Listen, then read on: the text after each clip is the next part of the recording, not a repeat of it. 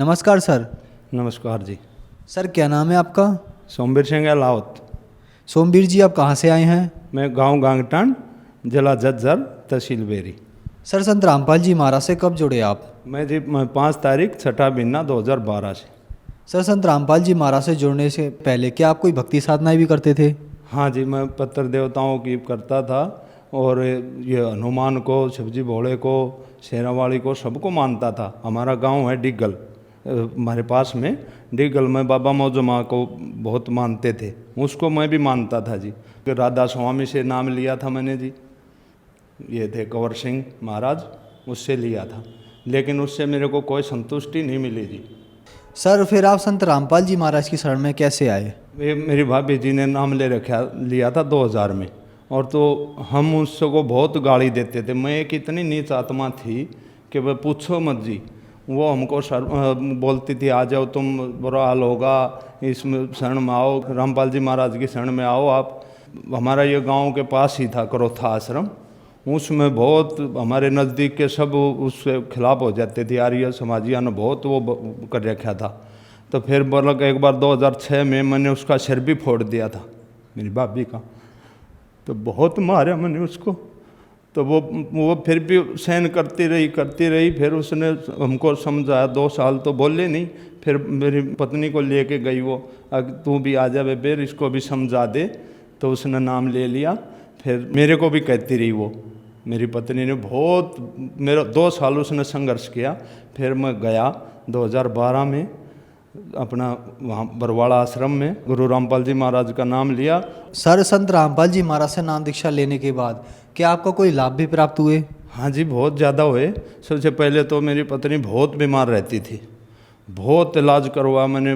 दिल्ली बसई दारापुर हमारा हॉस्पिटल आ गया है, ESI के थ्रू, मैं पार्ले में नौकरी करता हूँ।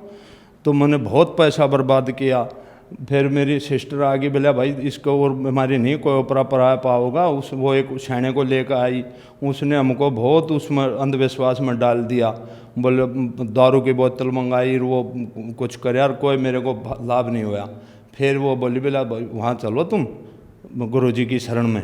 वहाँ जाने के बाद हमारे घर में बहुत सुख शांति, आज तक मेरी बिरबानी बीमार नहीं हुई है जी। और मेरे डांगरा में भी बहुत बरकत। मैं दारू भी पीता था, हुक्का इतना पीता था कि वो पूछो मत। मैं कहा ये भी छूट जाएगा कभी, कोई ऐसा वो है चमत्कार। तो फिर जहाँ संत रामपाल जी का नाम लेने के बाद अपने आप सारे बुराई, मेरा नशा इतना दूर गया जैसे चमत्कार हो गया। और जी अभी 2 बच्चे हैं, उन्होंने भी नाम ले रखा है, और पत्नी ने भी ले रखा है। पूरा परिवार गुरु जी रामपाल जी महाराज की शरण में है। और हमको बहुत परमात्मा ने ऐसा रास्ता दिखा दिया, ऐसी ये मतलब जो है ना भक्ति, हमको पता ही नहीं था। हम तो अंधविश्वास में बड़े हुए थे। हमने बोले गुरु जी, यहाँ गांव वाले भी बोलते हैं तुम बोला रामपाल जी महाराज के भगत हो, तो ऐसा क्या और माँ जी दिखाओ, आप चमत्कार दिखाओ, बच्चों को कहीं सिलेक्शन करवाओ। बोला बेटा चिंता मत करो, परमात्मा करेंगे। गुरु जी रामपाल जी महाराज ने बोला। और जी अभी सिलेक्शन हुआ है मेरे छोटे लड़के का आर्मी में, संत रामपाल जी महाराज की दया से जी। सर संत रामपाल जी महाराज से नाम दीक्षा लेने के बाद आपको बहुत सारे लाभ प्राप्त हुए। हम आपसे एक बात पूछना चाहेंगे, जैसे कि आपको इतनी घृणा थी संत रामपाल जी महाराज से, तो संत रामपाल जी महाराज और आर्य समाजियों का विवाद चलता आ रहा है, इसके पीछे क्या सच्चाई है, क्या कारण है? ये जी, ये जो थे जो आर्य समाजी, इनको पता लग गया कि ये तो है ना रामपाल जी महाराज तुम्हारे सारे पोल खोल देगा।